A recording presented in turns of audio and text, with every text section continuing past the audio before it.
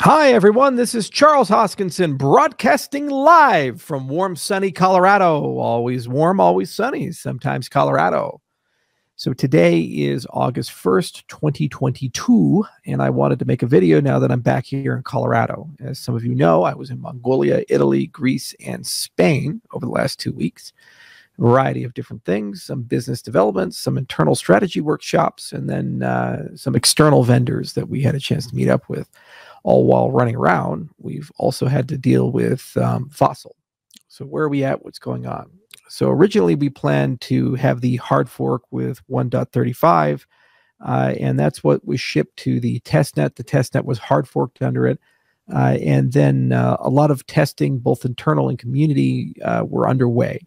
A collection of bugs were found, 3 separate bugs that resulted in 3 new versions of the software. And now we have 135.3, which looks like it is going to be the version that will survive the hard fork and upgrade to Vasil. There's a big retrospective that will be done, but the long short is that the ECDSA primitives, and amongst a few other things, are not quite where they need to be. And so that feature has to be put aside, but all of the remaining features, SIP 31s, 32, 33, SIP 40, and other such things are pretty good. So those are in advanced stages of testing, and then a lot of downstream components have to be tested, like DB Sync and the serialization library and these other things. And that's currently underway, and a lot of testing is underway. As I mentioned before, this is the most complicated upgrade to Cardano in its history because it includes both changes to the programming language, Plutus, as well as changes to the consensus protocol and a litany of other things. And it was a very loaded release. It had a lot in it. And as a result, it's one that everybody had a vested interest in thoroughly testing. And the problem is that every time something is discovered, you have to fix it, but then you have to verify the fix and go back through the entire testing pipeline. So you get to a situation where you're feature complete, but then you have to test. And when you test, you may discover something, and then you have to repair that, and then you have to go back through the entire testing pipeline. So this is what causes release delays. So originally the net was no earlier than late June, and we were able to fork the testnet. And once we had that, people were deploying and building, and a lot of things work very well. Like the new Plutus features, for example, many apps have already upgraded and tested that, and we gained an enormous amount of insight and knowledge from that.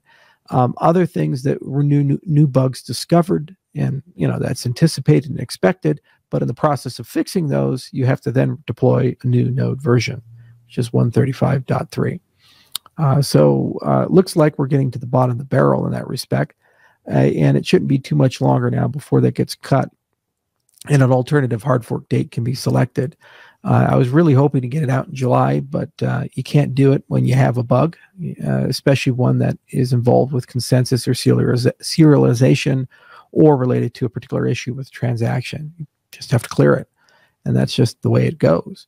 All things considered, though, things are moving in the right direction steadily and systematically, and I just wanted to give you guys an update that it's well in hand. This is the nature of these types of upgrades. They're like rocket launches. You do an enormous amount of effort, and at the end of the day, you're on the pad, and you have to make a go or no go decision. And then factors, in the case of rockets, could be as simple as the weather. But if a sensor fails, you have to pull the mission and take a look. Well, similarly, if you have an issue in certain parts of your system, whether it be a transaction or an issue with consensus or an issue with your programming language, you have to pull it and go back and redo all the tests, because the consequences of a bug, even a minor one, if it's in the right place, could be the production of a fork, soft or hard. And that could cause catastrophic harm to the system. So these are definitely high assurance systems, and they're frustrating at times. And it's hard to delay here or delay there. But the good news is that the set of things that could go wrong have gotten so small, and now we're kind of in the final stages of testing in that respect. So unless anything new is discovered, I don't anticipate that we'll have any further delays, and it's just merely just getting people upgraded. Now, in terms of upgrades, exchanges have to upgrade, and the stake pool operators have to upgrade. So that's important. And a whole program will be pushed out, as it has been with Shelley and Mary and Alonzo and the prior things, and people know what to do. This one was just a little harder than expected because of the serialization issues and a few other issues that were discovered. And some of the things caught people by surprise because they occurred very late in the production pipeline, which caused actually extra delays because we had to use an alternative QA path and deployment path. Whereas if they were discovered during traditional Q&A, it would have only caused a slight delay. But it is what it is. But I wanted to give you guys an update as soon as I got back to the office. Everybody's working real hard on that side of the house, and they're trying to get it all done. And hopefully we should have some positive news soon as we get deeper into August. And the other side of it is that no issues have been discovered with pipelining. No issues have been discovered with SIP 31, 32, 33, or 40 throughout this entire process, which is very positive news as well. And given that they've been repeatedly tested internally and externally by developers, QA firms, and our engineers, that means there's a pretty good probability that those features are bulletproof and tight. So just some edge cases to resolve, and hopefully we'll be able to come with a mid-month update with more news. So happy August, everybody, and I'll see you guys soon. Cheers.